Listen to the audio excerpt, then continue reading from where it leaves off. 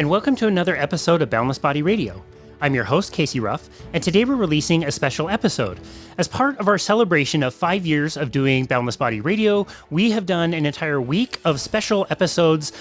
We started out in part 1 by re-releasing our very first episode that we ever did. If you made it through that, like I said in the last episode, you deserve a medal or a trophy or some type of parade because it was a little bit cringy. I hope you enjoyed the backstory also behind how we got our podcast started, which we included in that episode.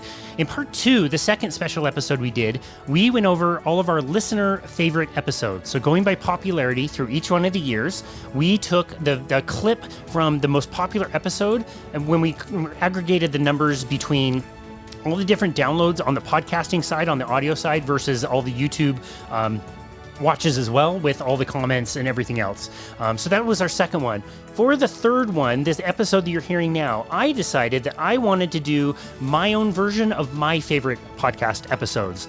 And I kind of have these separated out into some different topics. And yeah, I thought it would be fun to kind of go back and highlight some of the things that I thought really stood out to me for different reasons and release them here in a series of clips, just like we did last time. The first episode I'm going to include here is under the category of most underrated.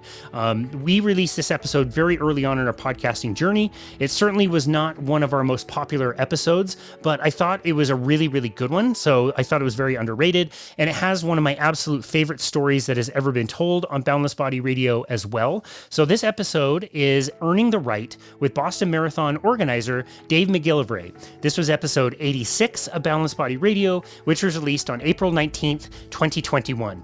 We are including the story that he told here, which I think is very inspiring. Like I said, he also has amazing other stories, including running the marathon himself, finishing last place in his marathon every single year, and what that was like during the bombing that happened almost a decade ago, or over a decade ago now, I guess, at this point. But I thought this episode was very underrated. I thought this story was very special, so we are including it here to kick us off. Again, this episode is called Earning the Right with Boston Marathon organizer Dave McGillivray. This was episode 86 of Boundless Body Radio, which was released on April 19th, 2021. But we have to go back. We have to hear this story. This is one of my all-time favorite stories. I have stolen it and shared it many, many times with my clients. I find it so emotional and inspiring and beautiful. Can you tell us about the first time you ran the Boston Marathon? Yeah, Casey. So I remember 1970 listening to the radio broadcast of the Boston Marathon, and a gentleman from United Kingdom won, Ron Hill. It's a rainy day. I was out in the driveway with my dad working on his car. And I remember saying to him in the rain as Ron was winning, "Someday, Dad, I want to run the Boston Marathon." Well, 2 years later, I woke up that morning, Patriots Day, and I asked my brother if he would drive me out to the start because I wanted to run the marathon. But before we went out, I called my grandfather and I said, "Grandpa, I'm going to run that race in Boston." He said, "Oh, they call that the Boston Marathon." I said, "Well, that's a good name for it. I'm going to go run it." So he said, "Well, okay, I live near the course at Coolidge Corner. I'll see you there." And I said, "Where's Coolidge Corner?"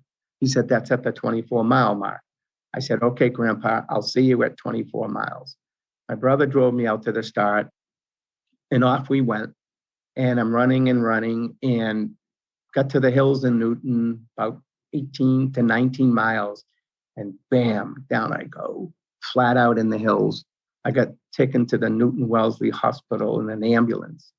I get to the hospital, I call my parents. I say, "Come pick me up." They said, "Where are you?" I say, "I'm in the Newton Wellesley Hospital." "What are you doing there?" "Never mind. Come pick me up." They picked me up, drove me home. I called my grandfather, no answer. Called him again, no answer. Finally, 9:00 at night, he answered the phone. I said, "Grandpa, where have you been?" He said, "Dave, where have you been? I've been waiting for you all night. The old man Kelly goes by, the street sweepers go by. No Dave." I said, "I know. I quit." He said, "You what?" I said, "I failed, Grandpa. I failed." He says, "Nah, you didn't fail." I said, "I didn't. What'd I do?" He said, "You learned." I said, "What'd I learn?" "You learned that you cannot go along in life and set reckless goals. You had no business being in that race. You didn't train. You didn't do the work. you didn't earn the right. He said, I'll cut another deal with you. I said, what's that? He said, you train. Now there's a novelty, you train. Okay. And I'll be there waiting for you next year. I said, deal. 2 months later, my grandfather died. And I just said, I have to do this in honor and tribute of the lesson he taught me. So I trained. And I was running 120, 130 miles a week. And the Boston Marathon came in 1973. I was 18 years old. And the day before the race, I got sick. And my parents said, you can't run. I said, I have to run. The newspapers are saying, Dave, running in memory of grandfather. They said, well, you're too sick. I said, well, can you give me something that very few other people have ever given to me before? They said, what's that? I said, a chance. Because mom and dad, isn't that all any of us ever want in life? Is a chance?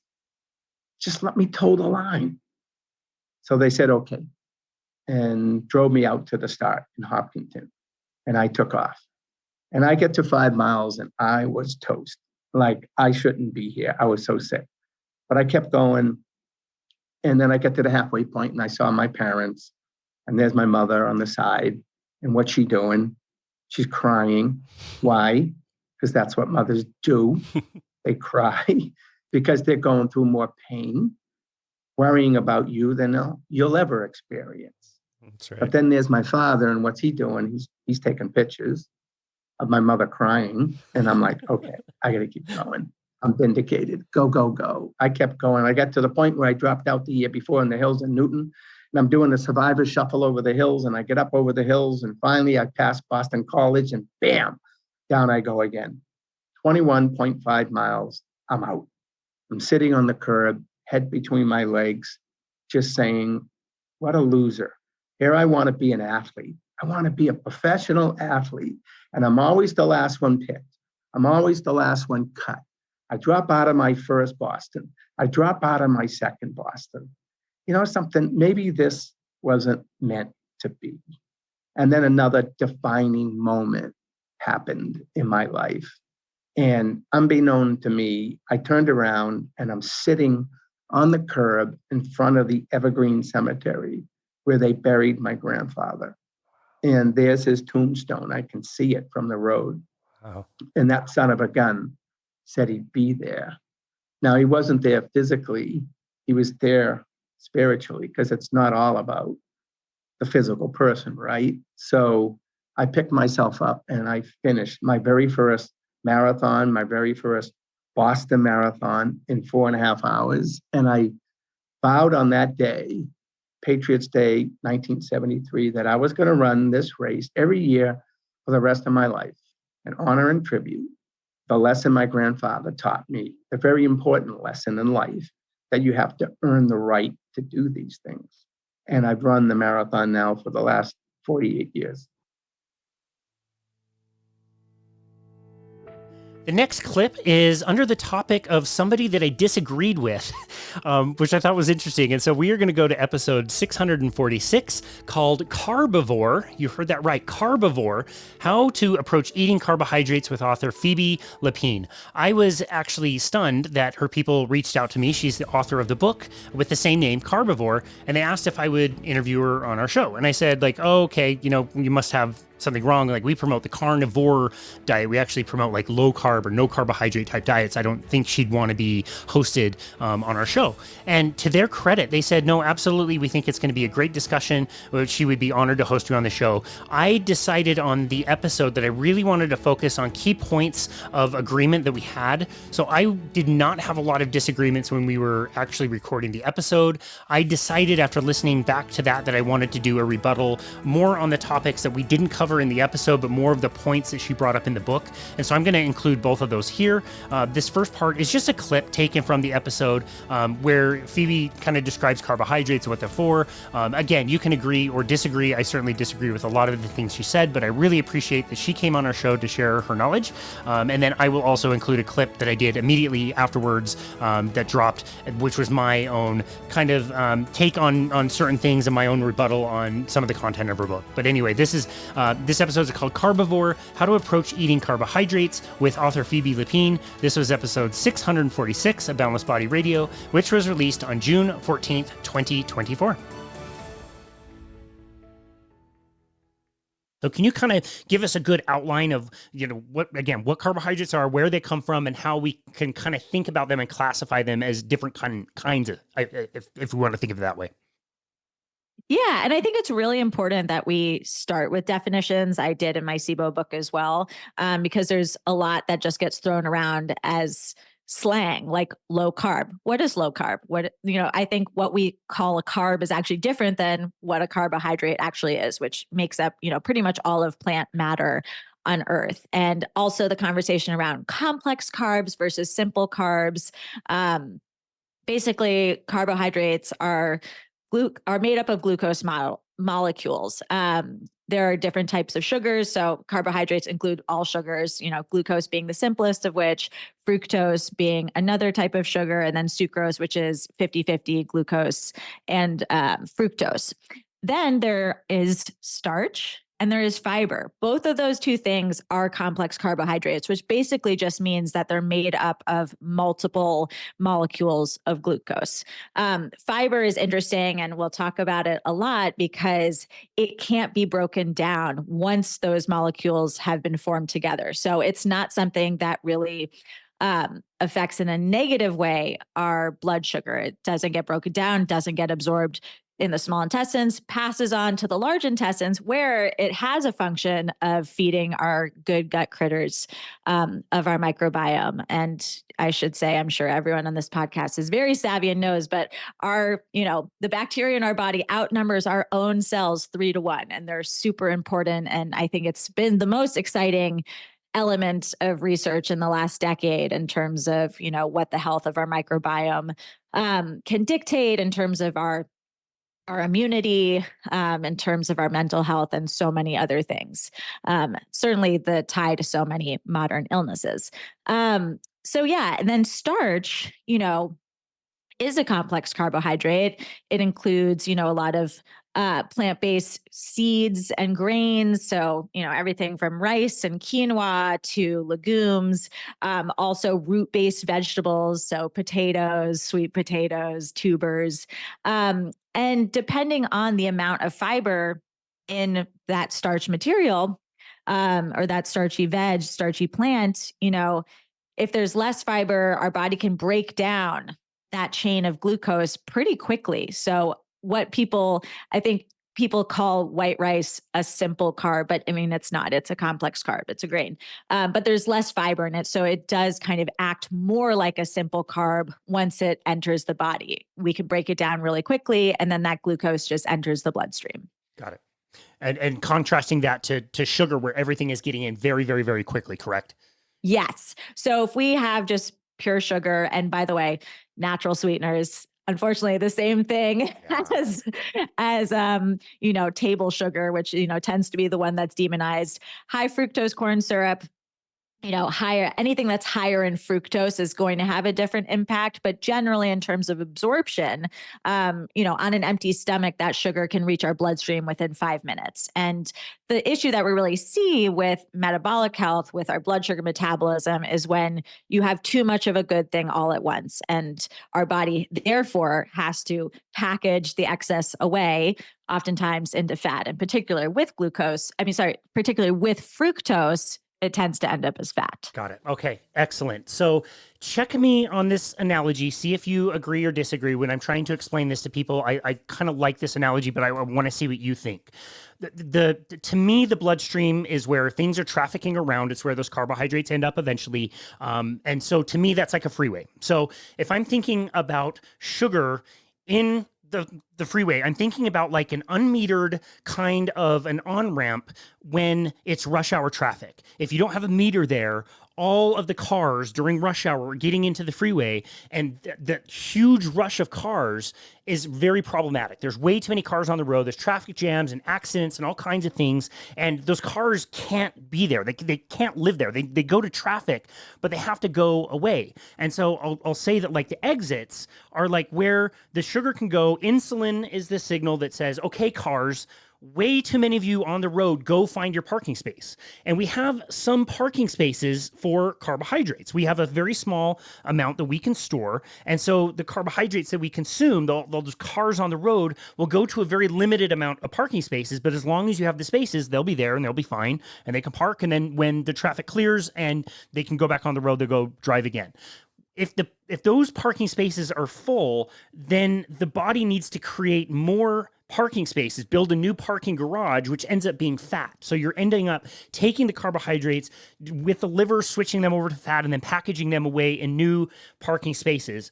That's kind of how the sugar works, in my opinion. With the starch, it's way less of a problem because now you put a meter on your on-ramp. So yes, cars are getting on the road, but it's way more consistent. You hardly even notice the flow of traffic. It's way more even over a long amount of time as the body is breaking down that kind of more complex molecule into the usable form of glucose.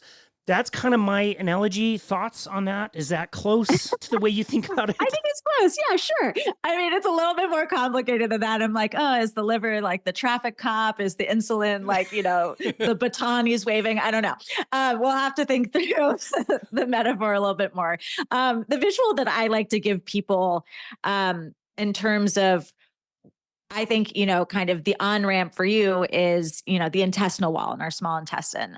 So the analogy that I like to give people, because it's visual, I've actually done, an Instagram reel if you want to see it in real time, but is that our intestinal wall is kind of like a fine mesh sieve. So the beauty of fiber and why it's so important in kind of slowing our carbs roll to our bloodstream is that it can, while it doesn't get absorbed, it can literally muddy up the sieve.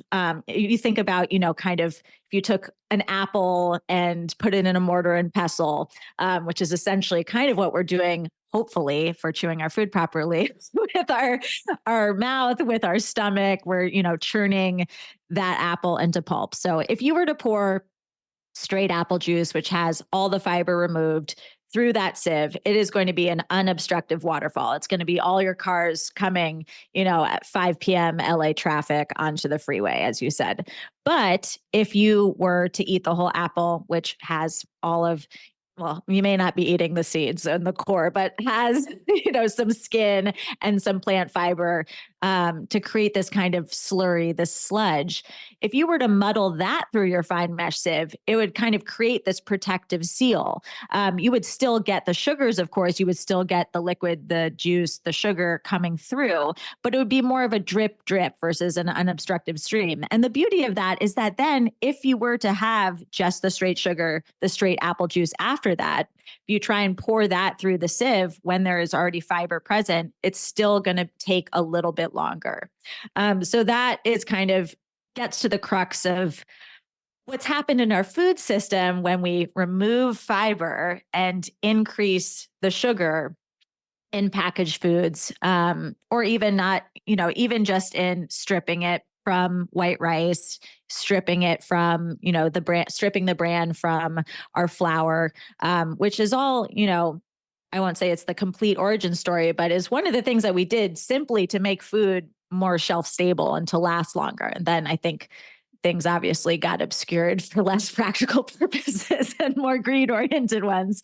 But, sugar also, in terms of packaged food, is a preservative. There's a reason why, we canned peaches back in the day in a syrup. It helps things last a bit longer. And again, fiber being present in things causes food to spoil more easily. So anyway, it's not to say that it was all bad intentions wise whenever we started to preserve our food. But yes, in terms of the way that foods are industrially processed today, we've gotten really far from how we were meant to be eating certain plant foods, and mainly in the role of fiber. Yeah, gotcha. I love this line. I'm going to read this out.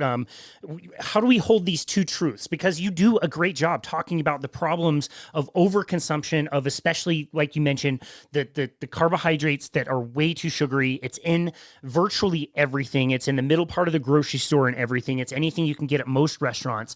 And again, I'm going to paraphrase a little bit, but the way you say it is like they're delicious and we're driven to want cake and fries, but they can also harm our health. So how how do we ride that line? And I love the way you, and again, I'm paraphrased how you said it, but it's a really great question. And so overall, I think you kind of hit on that just now, but can you reiterate again, how can, if we are driven to want the carbohydrates, which we certainly are, how are we able to maintain metabolic health, including some of those things without getting carried away? Yeah, and it is really tricky. And I want to acknowledge that, kind of our reliance on the grocery store to begin with is convenience. We've gotten a little bit addicted as a culture to packaged food, to the convenience of it. And I am not someone who is like on my homestead churning my own butter. Like I have a 1-year-old in the other room, and I too really require convenience a lot of the time. And I think just my perspective overall is trying not to shame people for that and trying to meet people where they are, giving people a really diverse toolkit to kind of pick and choose different modalities depending on their lifestyle, depending on their unique circumstance, depending on their unique body, to kind of offset some of the chaos that carbs we love can cause in the body. So that was Phoebe Lapine, and as promised, here is my rebuttal to that episode. Again, this was a rebuttal of certain things that she had mentioned in the book. This is just a clip. If you want to go back and listen to the whole episode, you certainly can. This episode is called Special Episode, My Personal Rebuttal to episode 646, where I hosted the author of Carbivore. This was episode 647 of Boundless Body Radio, which was released the day after Phoebe came on our show, which was released, this part of the episode was released on June 15th, 2024. One of the things she talks about that I disagree with is stressing out about food and the elimination of an entire food group and the stress of that act being itself a health detriment. I understand where that's coming from, but I also see a lot of people in the carnivore community that are here because they have health issues to begin with. And if you're in that spot, I don't think that eliminating a quote unquote entire food group, an entire macronutrient, is necessarily more stressful than dealing with something you're already dealing with. So I had questions about that. I wanted to ask her about that. And I don't see many people in the carnivore community that are not doing carnivore because they don't want to be healthier. Like they think they're going to get cancer, or they think their cholesterol is going to go up or whatever. They've tried a lot of different things that brought them to this way of eating, including myself. Like I was always told to tell people to eat the whole grains and the vegetables and all that stuff. And I didn't have an easy time doing it. I couldn't do it myself, and it never seemed to really work. So I had a concern about that. And that was something I wanted to ask her about it. That's how I would respond to that. In her book, this was one that was a big one. She said, eliminating fruits and vegetables, quote, exponentially increases risk of mortality. My question there was, where is that evidence? I have never heard that. I've heard a lot of claims in the health world, and certainly that people who eat more fruits and vegetables are typically healthier. I think by and large, that's probably true, but I've never seen any evidence that says it's because of the fruits and vegetables. People who eat fruits and vegetables are typically the people that are listening to their doctor. They're probably working out. They're probably trying to be healthy to begin with. Those are the people that are probably eating more fruits and vegetables. So is it the fruits and vegetables, or is it all those other things? Maybe they're not drinking as much or smoking or doing crack cocaine. I don't know. I thought that was a little bit strange. And to say that eliminating fruits and vegetables exponentially increases the risk of mortality, that's quite a claim. And I'm not aware of that. That was not cited. There's several different studies cited in her book, and we'll go through one or two of them in this discussion, but never heard that. And I wanted to just ask her, like, where's that research? I would love to get my hands on who has said that. If you, the listener, have heard that, please send that in to me.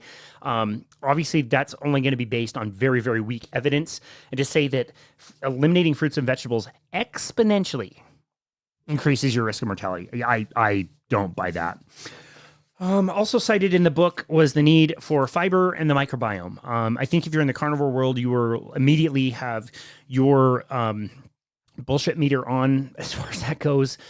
I don't know, again, that's ever been cited. Now, the microbiome and studies about the microbiome are picking up speed and interest. We're in our infancy of understanding the microbiome. There's been a recent documentary on Netflix called Hack Your Health. It's all about the microbiome and even features things like fecal transplants. I watch every health documentary on Netflix, including your Game Changers and your Cowspiracies and your What the Healths and all these very egregious, poorly done, very well done, but very poor evidence for types of documentaries. People ask me tons of questions about them. Recently the twin studies and the blue zones, my absolute favorite to go through and debunk. I watch them all. Like I said, I get tons of questions. I don't agree with a lot of those, again, more egregious ones, but the microbiome one I thought was okay.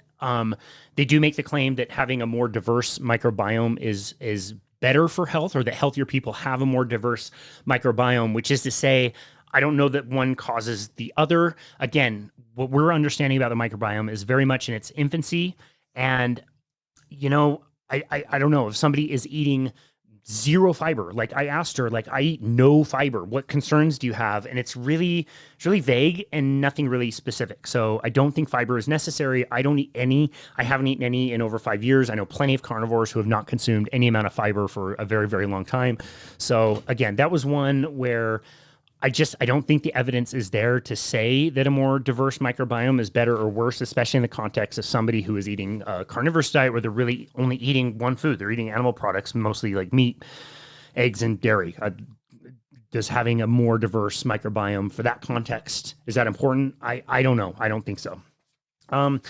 Okay, this one was interesting. So she cited a study that talked about women and cortisol. And this study, I want to look this up, is called Effects of Dietary Consumption on Energy Expenditure During Weight Loss Maintenance. So this is a study that, again, is not looking necessarily at cortisol, although cortisol was something that was measured in the study. I looked up the study. This was cited number 3 in the studies that she cites. I looked this study up to check it out and see what it meant. And there was, from what I saw, a very slight change in cortisol to maybe indicate that some women had an increase in their cortisol when they went on a lower carbohydrate diet versus a higher carbohydrate diet. But the study itself cited a decline in metabolic rate when people went on a high carbohydrate diet relative to people who went on a low carbohydrate diet and did not see their metabolic rate decline. This is the entire reason I'm in the low carbohydrate space.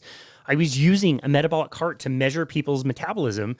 And when somebody would eat a higher carbohydrate diet, not only would I see that their bodies would be burning a lot of that carbohydrate and not burning fat, which is what most people wanted to do, would be to burn fat. But I also saw typically that their metabolic rate would be lower than I would have expected. And it was that phenomenon combined with seeing people starting ketogenic diets or starting doing things like intermittent fasting, where their metabolic rates not only were shifted more towards fat burning, and they were actually losing fat, validated on body fat scales, like losing fat, preserving muscle over and over and over and over. I saw this, but also saw that their metabolic rates were much higher than anticipated, meaning their bodies were burning more and more calories when they were consuming more proteins and fats and less carbohydrates. That was what the study was about. It wasn't about cortisol. They measured cortisol, and we can talk about like the method of even measuring cortisol and whether that was particularly valid. The time of day alone would be very important to make sure that they were making, valid measurements. Cortisol is a hormone that can change during the day depending on your stress levels. So we call it the stress hormone. So there's lots of questions on how that data was collected. But what the study was measuring was metabolic rate. And on the high carbohydrate diet, the metabolic rate had declined. So that was a concern that I had. Okay, another claim that being in ketosis for long term is not a good idea. That is another one I need to see the data on to be able to make that claim. I have not seen that. I know a lot of people in the ketogenic space talk about flexing or metabolic flexibility or, kind of cycling in and out of ketosis and not necessarily staying in ketosis or not. I also know a ton of people who I believe are pretty much in ketosis all the time or consuming a very strict carnivore diet all the time for specific reasons. I have never seen anything that says being in ketosis long-term is necessarily a bad thing. So that was going to be another question, if she could provide any type of evidence or a study that measured that. I've not seen that. I don't have experience with that. I don't know what that would look like, but that was another one of my questions, one of my concerns. Okay, another one. It's just such a bunk claim. It's just such a bunk claim. Red meat causing cancer, according to the World Health Organization. Immediately after that, I said, this evidence is extremely problematic and weak. And again, you can look this up, write me, and I'll send you the study, whatever. This came out in about 2015. They claimed that consuming red meat is probably carcinogenic and eating processed meat is definitely carcinogenic. And they put processed meat, I believe, in the same category as things like smoking. I just want to state, according to their own data, smoking will increase your risk of lung cancer by 2,000%, meaning you have a 20-fold chance of getting lung cancer if you are a smoker. In that same data, what they claim for processed meat is that processed meat has an 18% chance of increasing your risk of, I want to say they said colorectal cancer, and put it in the same category as smoking. That's not even double. Where I said smoking was a 2,000% chance, that's 20 times. 20 times. That's huge. We all know that. Where eating processed meat is not even double. It's not even 0.5. It's 1.15 or 1.18, excuse me, 18%. That is minuscule. That's nothing. And again, when you think about where they would have collected the data, it would have been epidemiological, meaning they're asking food frequency questionnaires. We talked about earlier the people who are eating more fruits and vegetables. Who are the people eating processed meat? They're probably ignoring the doctor. They might be smoking more. They might be drinking more. They might not be going to the doctor. People who eat red meat in that context are eating burgers with the bun and the fries and the soda. And they don't tell you that. This is not people doing carnivore. These are the people out there that are eating mixed diets and eating pizza and burritos and getting processed meat there. This is insanely problematic. This has been debunked up and down. This is not strong evidence. This never should have been reported on to begin with. This is statistics. Like, just look up rules about what you can report in statistics. This is not statistically viable. You shouldn't even be able to make a claim based on this, yet this headline has been spreading around everywhere that red meat increases your risk of cancer and is carcinogenic. Therefore, it's ridiculous. There was nothing else like stated with that. So it was something I wanted to talk about. The blue zones, my favorite. We did an entire episode about the blue zones. You know, this is very much a passion of mine. Go back and listen to that. That might be one thing I do tag from this, because you'll be able to find a lot of different resources for that.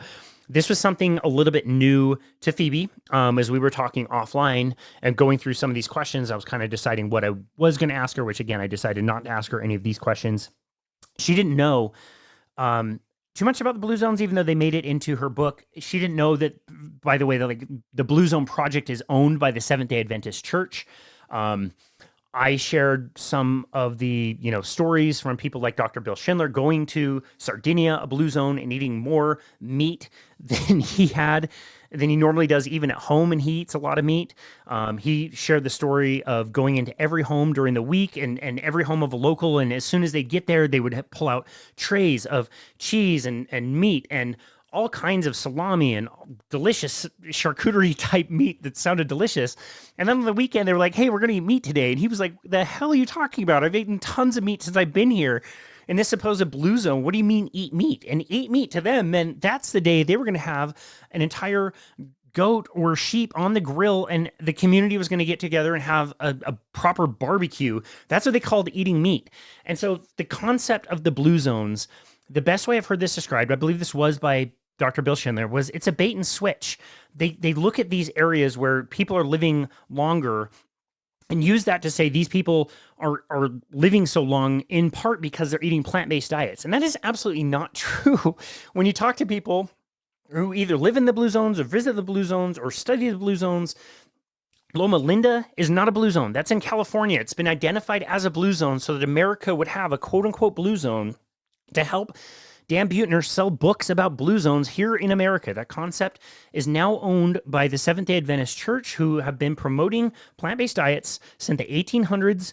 This is all the Ellen G. White stuff and how John Harvey Kellogg started breakfast cereals to help kind of reduce the natural tendencies and sexual desires, in particular in boys who are touching themselves. That's how cereal came to be. Again, if you've listened to the show, you know all of this. But to say the blue zones are healthy because they're plant-based and they're carbohydrate-based is just really not true. It's just not true. It's a bait and switch, and it's to help push what has ended up being a religious ideology. And yeah, your city can apply to be a Blue Zone project, and for $6 million, cities like Fort Worth, Texas can have the Blue Zones Project come in and try to educate and consult essentially about like having walking paths and how to introduce more plant foods to people's diets. The next topic I'm including here as part of my favorite episodes that we've ever done on Boundless Body Radio is the topic of most important. And we're going to go back to an episode that we did back in 2021, and this is called Cancer as Metabolic Disease with Dr. Thomas Seyfried. This was a really interesting week of podcasting. I had been, doing a lot of shows and kind of accumulating different podcasts at this time. As I said, this is only episode 60, so very early on in our podcasting journey. And I will never forget the cluster of days, where we did this interview. So it was a Wednesday, and I had an interview with Dr. Seyfried. The next day, Dr. Stu McGill was going to be on our show. That was going to be Thursday. And the following day, it was going to be Dr. Stu Phillips and Dr. Peter Ballerstedt. So in the space of 3 days, I had 4 different interviews with 4 different doctors, all people that I have followed for a very long time and very, very much respected their work, all back to back to back to back, and with very different topics. So I felt like that was probably one of the weeks where I hit the books the hardest to try to prepare for all of these. I say this is the most important episode because cancer, affected me personally with my mom passing away back in 2006 from breast cancer that she had kind of gone through treatments for over 7.5 years. I will contend that the treatments themselves were very damaging to her, and I often wonder what the course of her life would have been had I known then what I know now with the wisdom that's coming out from people like Dr. Seyfried, who have identified cancer as a metabolic disease. So again, this episode, Cancer as a Metabolic Disease with Dr. Thomas Seyfried. This was episode number 60, which was released on February 22nd, 2021. Can you explain kind of how our cells work and what that process looks like and what kind of metabolism in a cancer cell versus like a normal healthy cell? Well, Casey, right now, I'm sure you're breathing, right? I am. Are you breathing? You're not in a suspended state of animation. I'm sure you're breathing. I feel like I'm breathing. We're all breathing, right? Yeah, no, we're all breathing, right? Every time we take a breath of air into our body, that's the oxygen that's fueling energy metabolism through oxidative phosphorylation, okay? All of our cells are using, except erythrocytes, the blood cells that don't have any mitochondria or nuclei. I mean, all of the cells in our body are using predominantly oxidative phosphorylation. And to prove that in a very horrible and dramatic way, just drink Kool-Aid with cyanide in it, okay? This is what was it, Jonestown? Remember those people? Right. Yeah. They drank the Kool-Aid with the cyanide in it. That's right. They're all dead in 15 minutes, right, or less. So because cyanide shuts off oxidative phosphorylation, and you die real quick. Your brain dies, all the cells in your body die real quick because you don't have energy. Without energy, nothing lives. Energy in the form of our lives is called ATP, adenosine triphosphate. Okay, so even the dogs are getting excited by what I'm saying. They are. Yeah, they can't live without oxygen either. So the oxygen is the final acceptor of electrons to form water in our body. So the urine that we develop, and this is all from energy metabolism, we exhale carbons from the foods that we eat, and we're all alive. Now listen to this: cancer cells. You take cancer cells and you put them in a dish, and you put cyanide. They live fine in cyanide. They don't. So that means they're not using oxidative phosphorylation. Wow. They don't use oxidative, and if a person with a big tumor were to drink the Kool-Aid with the cyanide in it, the person would die real quick, but the tumor on his body wouldn't be dead. Wow. So you have, there's the clue right there. So if the cancer cells are not using oxygen for their survival, what are they using to be alive?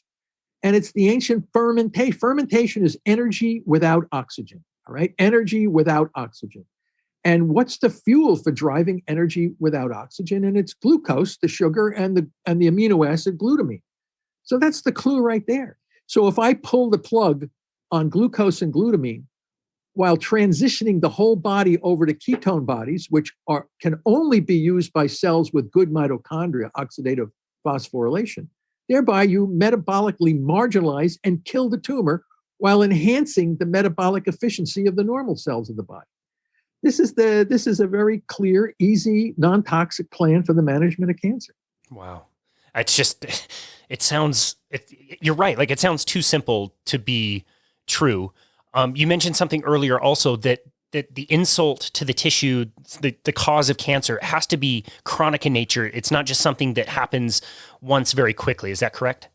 Yeah, that's correct. It's primarily a chronic assault on the oxidative phosphorylation in a population of cells in a particular organ over time. A protracted, could be decades. It doesn't usually happen overnight. So for most cancers, don't start rapidly. They progress over time.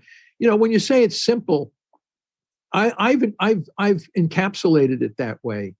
But to understand the molecular mechanisms behind what I just said requires quite a bit of detailed reading on the different papers that have been published over decades in the scientific literature. But when you understand what actually is the origin of cancer and how to manage it, then you can synthesize it down to seem incredibly simple. And you're right. It seems that way. And to be honest with you, it is that way. But for me to say that, it took a long time to put the pieces together in this cancer puzzle. Sure. We've made it out to be an incredibly complicated disease. Everybody has a different cancer. We have to use, that's all bullshit. They're all using the same metabolic problem. They're all using fermentation to stay alive. So that's the common thing of all cancers, whether it's a colon cancer, breast cancer, bladder cancer, brain cancer, lung cancer, they're all the same. They're all using the same fermentation mechanism to stay alive. And that's the shock to the system because then, why are we doing all these gene expression profile treatments to find your personalized? All that stuff is misunderstanding. You just pull the plug on the two fermentable fuels and you don't have to worry about what kind of gene mutations are in the tumor. Mm. Yeah, definitely. That's a really good point. We don't want to say that we're oversimplifying anything, but it seems a lot more simple, maybe not easy, but simple more so than people make it. And this research is not new. I mean, 100 years ago, this was already being done and looked at, correct? Yeah, well, Otto Warburg clearly defined the origin of cancer as a mitochondrial metabolic disease. The problem, he got himself into a little bit of trouble by claiming that some cancer cells, and maybe true, that they can still struggle a little bit with their oxidative phosphorylation. And then people equated oxygen consumption with oxidative phosphorylation. And we've now shown that's not connected. I don't want to get into the nitty gritties, but cancer cells breathe, they take in oxygen. They say, oh, look at the cancer cell. See, it's breathing like the normal cell. The problem is in the cancer cell, the oxygen they're taking in is not used for oxidative phosphorylation. And yet the mitochondria is still making ATP, which is the energy source. So anybody naively looking at a cancer cell will see Otto Warburg is wrong because those cancer cells are breathing just like normal cells. They're taking in oxygen and they're making ATP in the mitochondria. And that's true. The problem is they're not making ATP through oxidative phosphorylation. They're making it through glutamine fermentation. They're using it's amazing actually. So the amino acid glutamine, which is very abundant, is being fermented inside the mitochondria. The mitochondria are making ATP through glutamine fermentation, not oxidative phosphorylation. This is the key. This is the missing link in Otto Warburg's theory of cancer. Now we know this, and now it becomes very clear how to manage cancer and possibly resolve it. The next topic for some of my favorite episodes is actually going to be one that does not have anything to do with nutrition. So this topic is a non-nutrition podcast that really stood out. And I am going to go to episode 686, which is titled 15 Minutes to Fitness, Smart Training with the legendary Dr. Ben Boccicchio.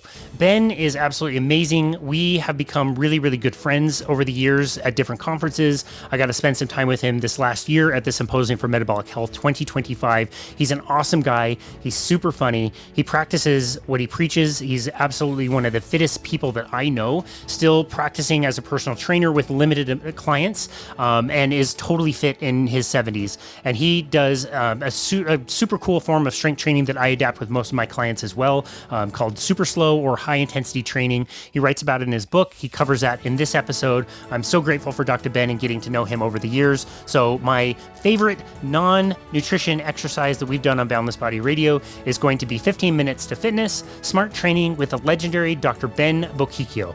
This was episode 686, which was released on August 12th, 2024. Heading back over to the exercise side of things, you've already given us some parameters of what is safe, what is effective. You defined very well the difference between exercise and activity. Let's talk about the exercise portion of things, and what are some of the principles that you talk about when approaching exercise correctly? Okay, so I am a big proponent, and have been forever, of what we call high intensity exercise. Right away, people go, I can't do high intensity exercise. I'm going to get hurt. I don't do it. I don't know what I'm doing. I'm just starting. I don't want to be, Mr. or Miss America. I mean, okay, I got it. I understand. The reason I use the term high intensity exercise is because it is a scientific mechanical term. And all it means really at the bottom, most basic interpretation is working harder than you're used to. So if you don't do a damn thing, then walking around the block can be high intensity exercise. It's harder than you're used to. It's more demanding. And it all has to do with these different muscle fibers that we have. And I have a muscle fiber chart that I use in every talk. But we're trying to get to use, to a certain degree, the hardest working muscle fibers that we have. Now, I can take a 400-pound person who hasn't done any exercise in 30 years and have them do high intensity exercise. And right away, the doctors and the people, oh, you're going to kill him. He can't. He's not capable. If I have him sitting against the wall and bending his legs 10 degrees, which is coming down 6 inches with his back against the wall, and trying to hold that, within 20 to 30 seconds, I guarantee that person will have done high intensity exercise for his legs, meaning he has to call upon his most powerful energy utilizing muscle fibers. And if he will fail, he will get tired enough he can't sustain it. That for him is high intensity exercise. Okay. Somebody who has done nothing and walks around the block twice will become so fatigued because of a lack of conditioning that he will have to start to recruit his highest energy producing and power force producing muscle fibers. That's high intensity exercise. Okay. Now, no amount of exercise that requires you to be in a steady state. In other words, it doesn't move the needle in energy, the rate of energy utilization and muscle fibers that now come into play to exert more power or effort. No amount of that steady state exercise, by definition, can produce the results that a high intensity stimulation of the muscle fibers can do. Okay. So, and is it beneficial? Absolutely. That's great activity. That's what activity is for. Is to recruit the lowest strata, the less energy demanding, less powerful muscle fibers that we all have. That's fine. I want you to do that, and I want you to do it every day. It's not overwhelming. It's not exhausting, and it's a very steady state, but it's also not as productive at all. It has a different chemical pathway induction. In other words, it makes different stuff happen in your body than recruiting those high intensity, what we call glycolytic or sugar burning muscle fibers. And that's really what we're trying to do. So my system is this: in as safe and efficient a manner as we can, I want to instigate what we call the threshold level, meaning a level at which your body is going to have to pay attention, okay, of all the major muscle groups in your body in the full range of motion, a couple of times a week, and that whole process should take about 15 minutes. And that's what the book is about. That's how I train people. That's how I've trained myself for 60 some odd years. And it's very productive. It's absolutely, and people say, how can that be 15 minutes? Sounds like a gimmick. Believe me, if you're working at a high intensity and you're working all these different muscle groups, 15 minutes is all that's required. Can you do more? Maybe a little. Can you do less? Probably a little. But I tell you what, you ain't going for like 35 minutes. If somebody tells me they did a high intensity workout and it took them an hour, I said, you didn't. Okay. If I ask you to sprint, you're not going a mile. It's that simple. So it's self-regulating, which is kind of beneficial behaviorally because you can't do a lot of this very, very potent exercise because your body will self-regulate. It can't do it. And if you try to do more, all you're going to do is get tired, produce bad chemicals like what we call cortisol, bad enzymes, which now give you stress and inhibit the release of fat or energy. So, I mean, it's really self-regulating, and it's that simple. But what I do in the book and what I do in my lectures, and there's plenty of stuff. Unfortunately, there's so much stuff that it's confusing. I mean, it's really that to me. People ask me, "What's the hardest thing to do about diet and health programs, diet and exercise programs?" I said, "It's to find really legitimate information. There's so much information, and it sounds logical the way it's explained. If it's too good to be true, it's probably true that it's not. It's BS." But 15 minutes is really you try it, and the most elite athlete I've ever trained can't go much more than that. And it's not necessary for that requirement that the physiology of our bodies is looking for. Think about the developing primitive man. He had to move around. Remember I said 3.2 to 3.7 miles an hour. We did that for hours every day we were tribes, we were nomads, we were looking for places to stay. Okay. But every once in a while, we had to bust our asses hunting, fishing, dragging, butchering. Okay. But we didn't do that every day because if we had to do that every day, we would have ceased to be a species. We would have been exhausted and we would have been prey. So a couple times a week, more than likely, we had to go out and hunt and bust our chops really hard to exhaustion and then to find our food. And then we ate, we took it easy, we walked around a little bit. When it's time to get more food, we had to go out and do it again. But we can't do that on a daily basis because we can't recover optimally. It's just not necessary. More is not better. Harder is better. Harder, less frequently for shorter durations. Yeah, I love that.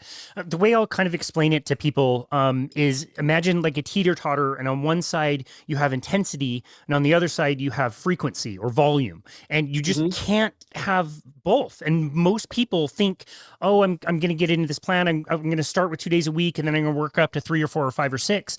And Right. and I'm only working out 30 minutes a day. I want to start working out 45 in an hour. I just need to build up to that. And it's actually like, no, over time you probably need to do less because you want that intensity, and because you have the intensity, it's like you just said, then you cannot do it frequently. It's not possible.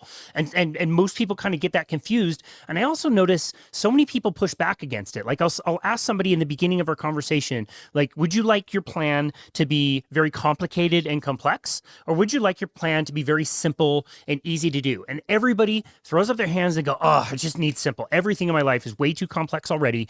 I need something simple. And in a few minutes, you can explain exactly what you've explained. Keep carbohydrates low, focus on fats and proteins. And with the exercise, you really want to challenge the muscles, do a few of these different exercises, do them, what you recommend twice a week, 15 minutes. And people like hear that and they stop, and then they start like inventing ways to make it more complicated. Like, well, what about my cardio? Just like, well, I guess you can. That's activity. You can add that in if you want. Well, what about these supplements and this meal plan and all these other things? And like, you are making it complicated. You said you wanted it simple. We gave you the simple thing. I end up getting a lot of pushback that way because I think people believe that it has to be complicated because of what you said, an overload of information out there. Yeah, I mean, what happens as a result of these simple behaviors that we're suggesting is very complicated. The chemistry is very complicated. And the nuance, there are certain subtleties that we want to include. But in the beginning, we're all looking for the lowest hanging fruit. Let's just, the Pareto principle, which Ivor Cummins introduced me to, says 20% of what we do gets us 80% of the benefit. So let's go there, and you can become anal, you can become crazy, you can listen to 15 different podcasts and basically vendors selling their supplement or their plan. That's cool. But it's self-serving. This is not self-serving. I couldn't, This, I'm telling you, this is what I do. This is what my family does. This is what my friends do. This is what people who come to me personally and I've been training and consulting with for like 30, 40 years, do. It's not something I made up to sell. If you knew anything about book sales, you know that, my books, when I go to the conferences, I sell for $10. Those books cost me with shipping $9. The only reason I charge 10 is because I don't feel like making change. Okay. So I don't make anything on the books. And the ones on Amazon, you make a couple bucks, but it's not like, you're going to live off that. I wrote that book to be simple, to be suggestive of something that most people can handle in a palatable, behaviorally palatable manner. And that's fine. And there are other good books. Absolutely. But when you, again, a very good point you made, Corey, when you start to say, well, I can do it better. Okay. Remember this old saying, better is the enemy of good. All right. If you got a good plan, you're healthy, you feel good about it, it fits into your lifestyle, you're doing the things you're trying to do. It's not perfect. Okay. But it's working. Don't even try to change the goddamn. I mean, I'm telling people, they come to me and say, I like this. This is great. I love doing this. This is fine. I'm really happy with everything. I said, well, good for you. God bless America. And let's talk about, football. I mean, I don't know. You got it covered, man. Don't get crazy. If you want to talk to me philosophically or academically about something, okay, we can go there. That's kind of like, it's like, mental masturbation. We can try to prove who's smarter than the other guy or whatever. I don't care. But for most people, this is so valuable that it's, to me, it's negligent, if not criminal, not to consider the basic tenets of what I'm proposing. Okay. And again, it's not self-serving. I mean, it may be that I think this is, and everybody has their own bias. Of course, I think this is a great way to do it in the best way that I could, or else I wouldn't promote it. And so I have that bias. There's no question about it. I think but are there other ways to do it that seem a little bit different? Yeah, sure.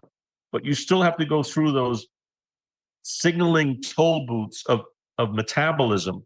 You still have to induce what it is that these type 2 high intensity exercises do to your body. You still have to go through the toll booths enzymatically of eating in a way that doesn't suggest that we have this overfeeding, too much energy, and we have a lifestyle that doesn't allow us to utilize that energy to get it back to what we call a healthy equilibrium, okay, which is homeostasis, okay? Those are the bottom lines. I don't care how you twist and turn this stuff and how, authentic and incredible your research might be. You still have to go through, I think about going through New Jersey. You still have to go through these toll booths to get to Newark, okay? If you don't, then you just, you're flying a drone or something that's pretty much not feasible. The next topic for my favorite podcast episodes of Boundless Body Radio is going to be episodes that I have been featured on. I've been very fortunate and consider myself very blessed to be able to appear on other people's shows. We, as you well know, always release those episodes on our podcast as well. Some of these interviews have come from YouTube interviews, which don't ever make it into the podcasting platform, so we like to release them there. I also really like to cross-promote other shows so people can get to know other people that are doing amazing work out there. This episode is titled Bonus, my recent and the first ever appearance on the Primal Foundations podcast with Tony Pascola. Tony is just so cool. I love this dude. We've gotten to become really good friends as well. We got to hang out at the Hack Your Health conference in Austin, Texas in 2024. He is one of the funniest people I've ever met, and I was absolutely honored to be the first ever guest of his show. So I'm including a clip of that here. Be sure to go check out the full interview of that episode, and be sure to go follow Tony and his show. I think he's taking a bit of a break right now, but he has created so many amazing episodes on the Primal Foundations podcast. I believe I've been hosted twice on that show, but this was the first ever episode of Primal Foundations. So again, name of this episode is Bonus, my recent and the first ever appearance on the Primal Foundations podcast with Tony Pascola. This was episode 506 of Boundless Body Radio, which was released on August 20th, 2023.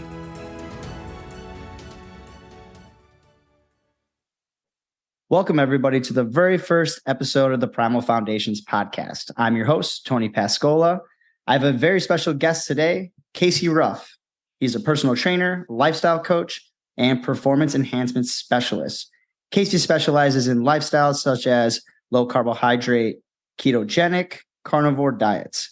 Casey is also the host of the Boundless Body Radio podcast and How to Make a podcast. Casey Ruff, welcome, and thank you for joining us on our very first episode. Tony, dude. Okay. So I've been on other podcasts. I'm always super grateful that anybody would ever want to chat to me about anything, but to be a very first guest on your show is beyond an honor. I'm just so thrilled to be here and so grateful for you. And yeah, thank you so very much for having me. It's a huge honor. Oh yeah. We're very happy to have you. No, automatically I said, I'm gonna start a podcast. First person to reach out, Casey Ruff, for sure. You're amazing. It's very cool. And it's such an honor. So for those that don't know, Casey was actually my coach for a little bit. I had the crazy idea to do an Ironman on the carnivore diet and reach out to Casey because a lot of people said it couldn't be done. It can't be done. It should not be done. And reach out to Casey. He gave me some fabulous nutrition advice, training advice, heart rate advice. And I just want to say again, thank you for that. Cause all of your wisdom got me through the Ironman and got me to the finish line. So thank you again. Oh man. Well, you're very welcome. I think if anybody were to sit in on the call that we had, they would realize that you basically didn't need me for hardly anything other than just verifying your own ideas. You came with a great plan and had done a lot of research. And I didn't do much more than just say like, yeah, I think that's going to work great, dude. So yeah. It was a pretty easy session. Oh, you got me there, which was awesome. So let's take a step back and I just want to tell some of the listeners about your story and how you got to be a personal trainer and the path that kind of led you to the creation of your company, Boundless Body. Yeah, absolutely. So, growing up, I was kind of the chubby kid, but I was always interested in sports. Got into ice hockey at a very young age. I discovered weightlifting and would be the nerd that would get the magazines and the books from the library and tape up workout programs on my unfinished basement wall, that kind of thing. Yeah. Got into cycling eventually. And I was in college actually in my 20s to study architecture, but I joined a big box corporate gym in an off season just to have some place to go to do my training. And I started observing the personal trainers there. And I don't know, I thought it was fun. It was really appealing to me that these people were, working with their clients that looked like they were having fun. They were helping these people get healthy.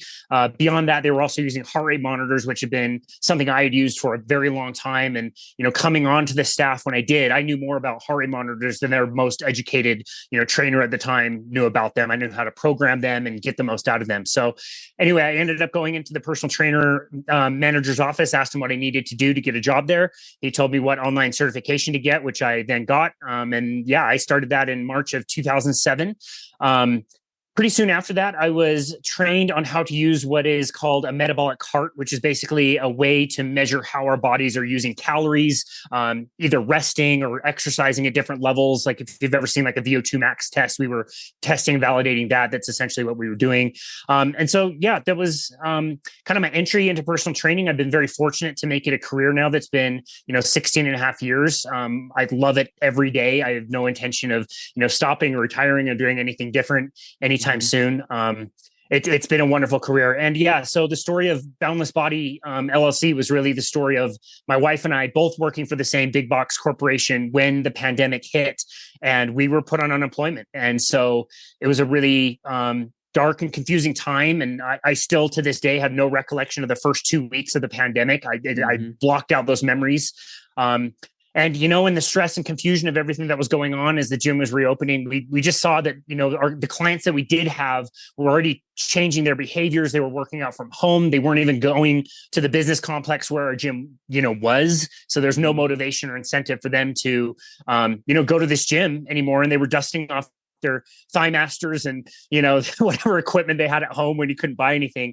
And so we decided that the best thing for us to do would just be open up our own company and just continue working with our people. So that's how Boundless Body was born 3 years ago yesterday, I believe. And so we just, we work with our people locally here in the Salt Lake Valley. We also work with people virtually, doing nutrition coaching, personal training, making plans for people, helping them similar to what we did with you with cardiovascular type training and preparing them from different events. My wife is also a Pilates instructor, and she also works with myofascial tissue and helps get people out of pain. So it's been a fun journey. It's been very interesting. Lots of weird twists and turns and things like that. But it's been really rewarding. And then going back to the heart rate monitor, I know you're saying you're getting into that. Didn't you have to like hawk something to go pay for your first heart rate monitor? Was that Dude, good memory. Good memory. I think my mom would still be mad at me about that. They were so mad. I don't even know why, but they gave me a TV VCR combo when I was 18 to take down to college. Yeah. And I returned it to get a Polar. I think it was an M210 heart rate monitor. I thought it was so cool because you could program like your zones into it and all that kind of stuff. And every training ride I would do it, I would like record my average heart rate and my max heart rate and how many calories I burned and all that stuff. So yeah, I did have to hawk some stuff to get my first monitor. Good memory. Talking about the metabolic testing. So as you started, putting people on plans and getting these results, and what did you see as like when you first started in that industry, and then as you were going along, do you see any trends of different diets working and not? That's a really great question. I love that question. So yes, we had this amazing tool that we could hook up a mask to somebody. It would be connected to a box via an umbilical cord, which was hooked up to a computer. And basically, based on how somebody was breathing, we were able to tell basically the number of calories that they were burning doing different activities. And so we could do that test, like I said, while somebody was resting. So we could measure their baseline kind of resting metabolic rate. And we could also measure how many calories they would burn in different heart rate zones as they ramped up their heart rate, basically, as they picked up their intensity. And I have to say, like in the beginning, like in 2007, we didn't think of it much more than just like total calories. And, when somebody would come in and do a resting test, we knew that like you had to make sure the client was eating at least what the resting metabolic rate was. And we would have little sliders, right? That we'd calculate like, okay, this is how many calories you burn at rest. So here's your activity level on an average day. You have an office job that's maybe another 300 or 400 calories. How many calories do you want to work out in a day? We'd slide that up. And then, we would say like, okay, how much weight do you want to lose? Okay, great. We just need to create a caloric deficit. So let's take the energy that you're eating, the calories that you're eating. Let's take that down to where you want that to be. Great. We've got a 500 calorie deficit. You multiply 500 calorie deficit in a day to 7 days. That's 3,500 calories, which is 1 pound. And so if you want to lose 10 pounds, you just need to do this exact plan for 10 weeks and you will lose 10 pounds, right? So I think most of us know that doesn't really work. And as trainers, we would set this up for people and then just think that people were just really terrible at following the advice. Like nobody was able to linearly lose 1 pound a week based on the math equations that we were doing. And so it would be, kind of frustrating for the client. It would be frustrating for us to see that our people were not getting really good results. And again, we did the same thing while somebody was doing exercise. We'd ramp somebody up, slowly pick up their heart rate until they wanted to quit the test. We could see how many calories they would burn. The cool thing about our metabolic hearts, though, is they would go one step further. They would also measure the amount of fat versus the amount of carbohydrates that somebody was burning at all of those different stages. And initially, we would just look at that and say like, okay, at your target heart rate, you're burning about 70% carbohydrates. So your diet kind of has to match that. We need to make sure that you're eating plenty of those carbohydrates so that you can fuel those particular workouts that are burning lots of carbohydrates. And again, that's all we kind of knew about that kind of stuff. And it really was a huge turning point in my career when in 2012, we did a call. He was kind of a contractor. He was doing the same kind of testing that we were doing, but with a different company, his own kind of company. And he had learned through his experience working with very, very high-end professional triathletes and Ironman triathletes that he was able to manipulate the calorie burn rates of fat and carbohydrates by manipulating the diet. And so as a cyclist at the time, I'm consuming hundreds of calories of hundreds of grams of carbohydrates every single day. That's the only way you could do a ride that was longer than 2 hours, 3 hours, 4 hours without bonking. Is you just have to eat carbs before you go, eat carbs during your ride or run, eat carbs afterwards. And all of a sudden, this guy's getting on and he's saying, like, I'm feeding my athletes bacon and butter, and they're eating cream and like avocados, and they only need like 50 calories an hour as they're out there competing at the highest levels. And it's just like this mind blowing, like, what the hell is this guy talking about? You're going to die, first of all. Like all that fat, like, is crazy. But it was also the understanding that you could really manipulate and change somebody's diet based on, or how they burn calories based on what they're eating. And so that was really a revelation. And it wasn't it wasn't until several years afterwards till I really truly got into the low carbohydrate and ketogenic and carnivore space. But that was at least the first kind of realization that, wow, diet does play a big part of this. And we can help anybody who wants to increase their fat burn by changing their diet. The topic for this next clip is my favorite episode of all time.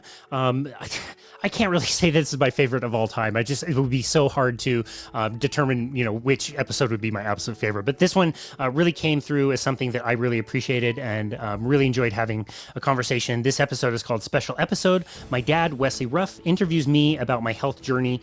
My dad had the idea to do this episode. This was not my idea. He approached me and asked if I wanted to do it. I thought it sounded fascinating. We met at a park, Murray Park here in the Salt Lake Valley. It's just right smack dab in the center of the valley.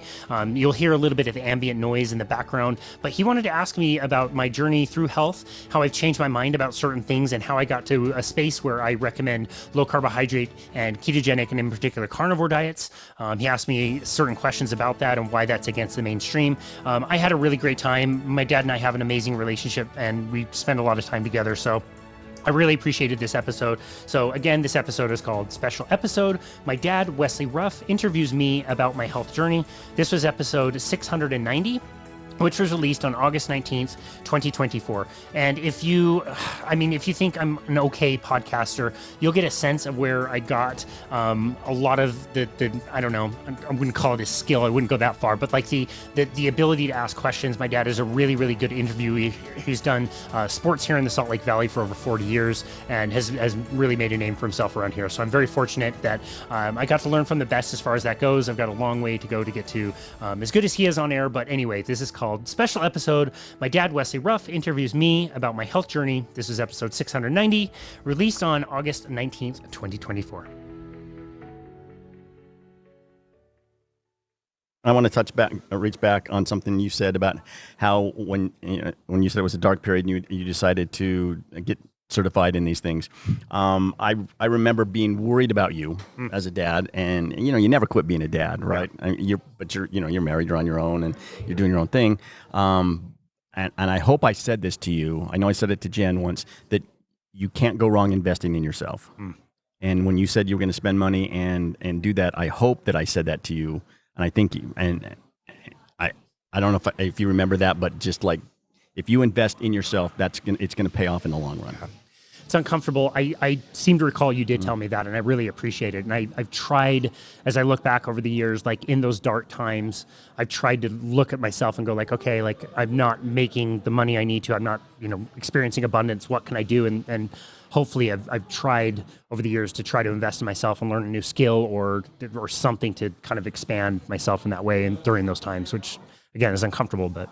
And to that point, I have been so impressed with, this is just not a fad for you.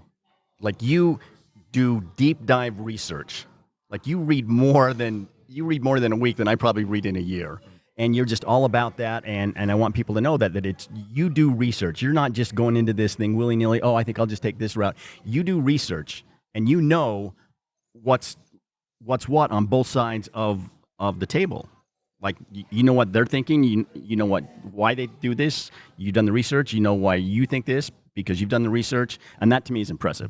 Well, thank you. I think it's just more the topic is endlessly fascinating. Like when I really started deep diving into this idea, do you remember the weight loss contest we used to do? Uh-huh. Okay, so the 60-day challenge is what they called it. It was initially the 90-day challenge because it went for 3 months and they did it twice a year. The company made so much money that they moved it to be a 2-month contest that they can then run quarterly.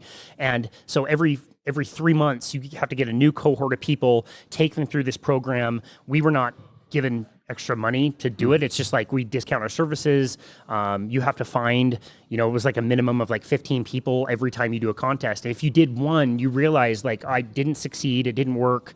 I already got the packet of information and all this stuff that you would not be more likely to sign up for the same thing in the future. So you're always finding new people, and we hated it. It was the worst because everybody would fail. It was 15% of people would actually finish the contest and stand on the scale regardless of whether they were successful or not. It was 15% of people that signed up that would in 60 days. So it's not even that long, 2 months.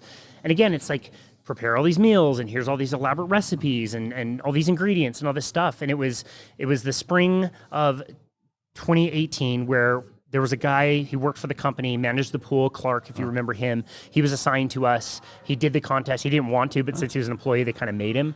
And he was explaining to me, like, I'm snacking on cereal in the middle of the night, and I'm never hungry. My energy sucks. And I could recognize at the time that at the very least he wasn't always hungry, not never hungry. Yeah, sorry, always hungry. Yeah, thank you. And so I listened to what he was saying, and I'm like, dude, at least get full from your food, like have more protein and fat or whatever, and just start with that. And he went away and came back in a few days and was like, dude, I just lost like 3 pounds. I feel really good. What is this keto stuff? And I was like, that's cool. That's great. You shouldn't, according to every textbook I own about personal training, you can't lose weight that quickly. So maybe he's wrong. I don't know. Maybe he just lost a lot of water. There's no way you can lose that much weight in that short of time. But he asked me about something that I didn't know anything about. And that was the moment where, like, I don't listen to music in my car anymore. You know what I mean? Like, I wanted to learn more about whatever this thing was to see, what is this? Is this viable? Do people do this? What's the explanation for this guy doing really well? And he ended up winning the contest. He lost like 25 pounds, I want to say, in the 60 days, which again, according to everything I'd ever learned in training, you can't do that. And so that was what sent me down the path of like, okay, what is this? Why is this? How does this work? And you talked earlier about being the best. I never want to say that I'm the best at something, but I decided then that I would work towards being the best. And I was going to know this more than any of the trainers were going to know it. And I inside and out, and to be able to have a conversation with somebody, I wanted to be able to do that on every level. And so it's been since then that I've at least, again, I'm not the best, but I'm pushing in that direction, always want to be curious and learning about it. I sat in on one of your classes that you taught the other trainers and watched you teach this stuff. And I think that's just about the time you were starting to move over to, higher protein stuff. And it was impressive because the other trainers like, wow, where did you get this information? And you were up there just saying, okay, this, and this. The other thing I wanted to point out was about that same time, you told me I was at the gym working out. And I had a little. I didn't want to lift. I didn't want to lift. You remember? I kept telling you I don't want to get bigger. I don't want to bulk up. I want to be in better shape.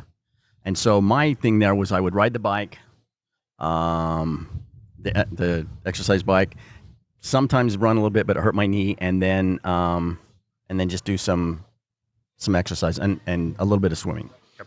And you told me, and I'll never forget this. You said, so the gym was kind of divided into two areas. There was the aerobic, and then there was the weights. And you told me that you said, look at all these people on this side of the gym, the aerobic side. They're going to be here in a year, and they're going to look the same, if not heavier. The only way you're going to change is to go to that side of the gym and lift. And I'll always remember that. And I now in the winter, I don't do it so much in the summer, but now in the winter, I try to lift a little bit, more than I did. Again, I don't want to bulk up, but I understand that, just being on the treadmill, being on the exercise bike, it's not going to change anything. Yeah. And I think, I wish more people would look back at their own lives and analyze that. If it were true, the message that we get, it's that we need to eat less and we need to move more. And so the more calories you burn is only going to be beneficial. And that makes total sense. That of everything I've ever heard, that just makes, on the surface, that makes sense. Yep. If you burn more than you're putting in, you're going to lose weight. Yep. For sure. And it works. I'll be the first one to say that works. The problem is the input changes the output. So whatever equation you're working with mathematically to say like, okay, I'm expending this many calories and consuming this many calories. First of all, it's really hard to even know what you're consuming because even the most accurate calorie tracker that you use the most accurately is going to have tons of variance in value. But also like your habits will then change the other end of the equation, which is what you burn. So you can do lots of cardio exercise, burn lots of calories, and you can eat less, but eventually your own metabolic rate slows down to match that kind of output. And so the formula that was working before is no longer working now. They studied this in Biggest Loser contestants where they showed that several years after doing the contest, these people regained so much of their weight, but also the loser. Biggest Loser. Oh, okay. Yeah, the Biggest Loser contest. Yeah. they regained a bunch of the weight that they lost during the contest, and also that their metabolic rates were hundreds of calories less than when they started. And I measured one where there was a woman who got kicked out of the Biggest Loser immediately after. Her resting metabolic rate should have been about 2,000 calories, meaning for her just to sit around and do nothing, she should be burning about 2,000 calories. And that number was 1,000 after doing the Biggest Loser contest, which is exactly what you do. You calorie restrict, you work out a lot, you get yelled at. There's great stories from people that have been on the show. But yeah, so if we were a fixed machine, if the output couldn't change, then it would just consume this. You'll lose a pound in a week. Do that for as many weeks as you've got pounds to lose, and you'll just get there to that weight. But it's like you mentioned, like nobody, it doesn't work for anybody. But it makes sense. It makes logical sense. So, are you still in the mind of calories don't matter? No, because you were into that for a while. You're like, don't pay attention to calories. Just do your eat meat, eat butter. Don't worry about calories. I think you said calories don't exist, or I can't, something like that. Calories are a measurement of thermics, basically, where basically how much heat can you create from food energy when it's burned, essentially. I can't say at this point that calories don't matter. I think they do. There's people in my space that eat, unlimited amounts of proteins and fats. They have zero or very low carbohydrates, and you can gain weight. I have done it, like where there's been, days in the past where I can eat 20 scrambled eggs at one time with like half a stick of butter, and like I can eat it. I love it. It tastes really good, but my weight has gone up without any other like deviation. So I still think they're part of the equation. I just don't think they're the primary part of the equation. I think that's more hormones that determine what our weight is. We just hosted a guest who said this, which I really like. The calories are what you weigh. The macronutrients, or how much protein, fat, and carbohydrates you consume, are what you look like. And then micronutrients like vitamins and minerals and that kind of thing is how you feel. I thought that was an interesting way to think about it. It was like, you can't just, nobody can, I think, it's difficult to say that you can just eat as many calories and as much fat as you want with impunity. Like eventually it's going to be too much. You're still putting in too much energy into the body. That said, if you're eating the right things, which again, in my opinion, is lots of proteins and fats from animal products, you will be so naturally satiated that it's just really difficult to do in like a practical sense. You're just going to be so kind of full all the time that it's hard to overconsume calories. It's a lot harder. So throughout life, people have eaten grains, they've eaten fruits, they've eaten vegetables. When was the last time you had a vegetable? Any like consumable, measurable amount of vegetable, 5.5 years. That's crazy. Yeah. Because again, that's the one thing, and it seems like, back, you look at history, people were farmers when civilization started, and they'd go out and farm, and they'd plant some vegetables and plant grains, and that's what civilization was based on. That's when they stopped being nomads and started having communities because there were farms, and that's what they were growing. Yeah. And correct. You're saying no. Correct. No, it was that is when civilization started. The grains in particular have been in our diet at larger amount for anywhere from 10 to kind of 12,000 years, depending on who you ask. It happened in different regions as well. So some regions, used wheat, some used corn, some used other types of grasses, rice. Although it didn't look the same as what it looks like now because we've modified it so much. And we did consume more grains at the time, and it affected our health. That's when our brain size kind of peaked out, has declined since it peaked out back about 12,000 years ago. It's smaller by about 150 cc's now than what it used to be. You can see it in the bones. The bones were far weaker. When you look at the Egyptian culture and they're mummies, basically, since they preserved their bodies, we can see that they had atherosclerosis developing in a lot of theirs. That was a big word. Yeah, I know. You also see dental caries, which is something that most native populations don't get to see. You don't see a lot of cavities. There was a dentist in particular named Dr. Weston A. Price, which in the 1930s was this amazing confluence of him having a camera and taking pictures, and he wanted to travel around and see if there were populations that were eating Western diets versus populations that were, living nearby that were living on their native diets. And you see these amazing pictures of these people's jaws and their teeth structures, and like the people that were eating their normal, natural, native diets had beautiful, bright, big smiles, didn't need wisdom teeth removal, never had cavities, where the other people eating more of the Western foods had terrible, dental disease, which then, was associated with more heart disease and that kind of thing. So, the grains, we did start eating grains. It wasn't that long ago that we started, and you think 12,000 years, that's a long time, but evolutionarily speaking, that's only a very small percentage of our evolution to begin with, and it came with consequences. Again, bone structure, cavities, all that kind of thing. You think about fruit, like we mentioned earlier, has been modified from what it was in the past. And the big thing with fruit is, yes, you get fruit on a natural landscape, but it's so seasonal. It's not all year that you can have fruit. I remember as a kid, we'd go to Santa Quinn, which is a great apple orchard place, and we'd buy this whole big case of apples, and we'd have apples. We'd keep them in the fridge, and we'd have apples for a month and a half, but eventually they go bad, or you eat all of them, and like they're very seasonal. We're not used to not only the quantities, the amounts, the size of our fruits. It's so different now. It's so much more around sugar, but at the end of the day, like, we're sitting here in this beautiful park, and you look around, and I mean, how much different species of vegetation do you see? There's so many different grasses and trees and shrubs and all kinds of stuff. And you look at this amazing array of plant material, and none of it's edible. Like, you can't eat any of this. There's not fruit just growing spontaneously. And if it was, it's probably not in season. Vegetables is a totally different story. Vegetables are a very, very new invention. We bred, it's like 10 or 11 different kinds of vegetables that you would recognize in a store now in the produce section that came from the mustard plant, which we bred in the last 100 to 200 years. I mean, it was in the 1800s. They would tell people, like, not only was it not worth it calorically to eat vegetables, but you could get candida at the time and all these things. It just wasn't worth eating. And those parts of the plants, now we're talking about the seeds, the stems, the stalks. These are the parts of the plant that the plant wants to protect the most. It doesn't want you killing it.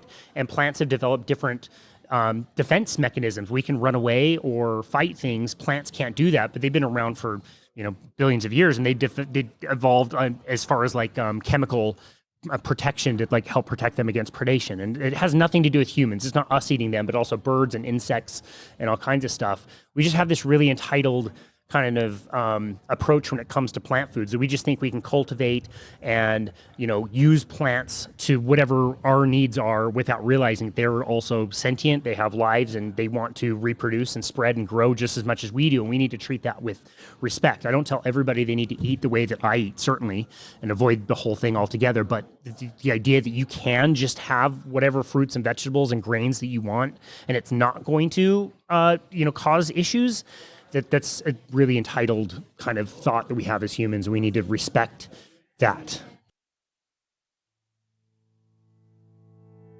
As you probably know, if you're a regular listener of Boundless Body Radio, an episode of Boundless Body Radio would not be the same without a mention of the number one mentioned person on our podcast, which is my friend Robin Dobbins. I say that kind of jokingly, and it's also really probably true. She gets mentioned on our show all the time, which I think is super funny. Robin has an incredible story of reversing her bipolar using metabolic psychiatry, getting off of all medications, and living a much healthier and more present life. I've really appreciated our friendship. I met her by sheer chance at the Low Carbohydrate Denver conference in 2023. Interviewed her briefly on an episode that we did there that was a composite from some of the stories of the attendees that were there at that conference. And since then, we've become really, really good friends. We've stayed together at some conferences. I've also gotten to know some of her family.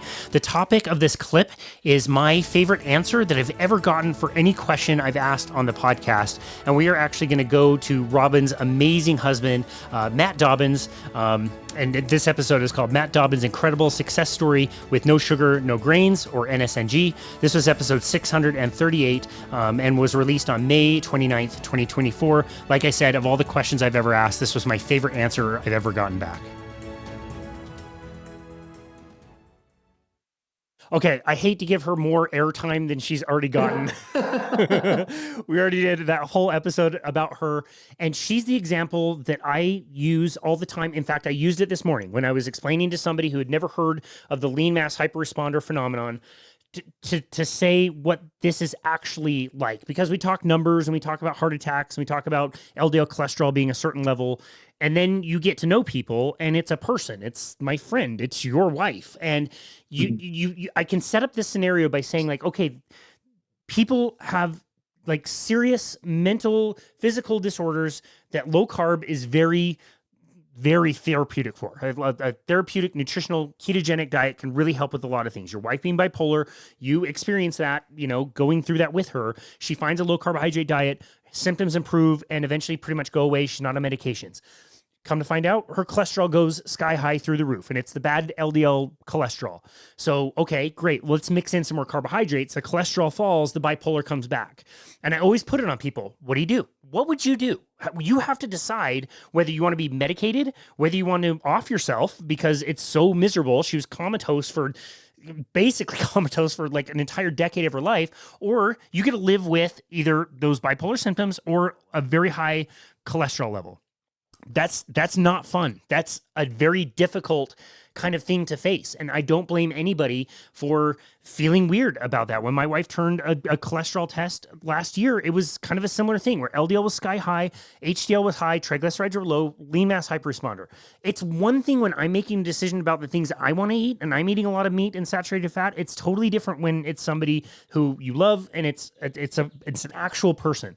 And so what has it been like in your experience to see that secondhand to the person that you care about the most on this entire planet, and to also see what we mentioned earlier, people like Dave Feldman doing amazing research to try to get to the bottom of this so people like your wife can feel better about the lifestyle decisions they're making? And what I can tell you about this whole situation is that, first of all, I'm going to support Robin either way. We've been married for 21 years in May. And a lot of that time we did have, we went through the struggles of her having being bipolar and being, as you said, kind of essentially comatose. I would not trade any of these days we have right now where she's engaged. Her relationship with our daughter and our son is night and day compared to where it was when in our early years. I would not trade any of that for her being the way she was, and by eating carbohydrates and then being on a litany of medications. And you're right, it is a choice because you've got to choose whether you want to live through hell like you did, or you want to cherish the days you have right now. But like I said, or like you said, you have Dave doing this phenomenal research that is really groundbreaking when it comes to the LMHR, that I don't think we're really scared. We're not scared of what's going to happen because we're cherishing these days, but we're also optimistic about the future because we know that the research is out there that's trying to show the things the great things that are coming out of people that are LMHR. She's got a 0 CAC. She's just doing. It's a phenomenal experience right now, and I wouldn't trade that for the past, not for a minute. And I encourage anybody that is a spouse that is going through an emotional roller coaster, trying to support your spouse that is bipolar.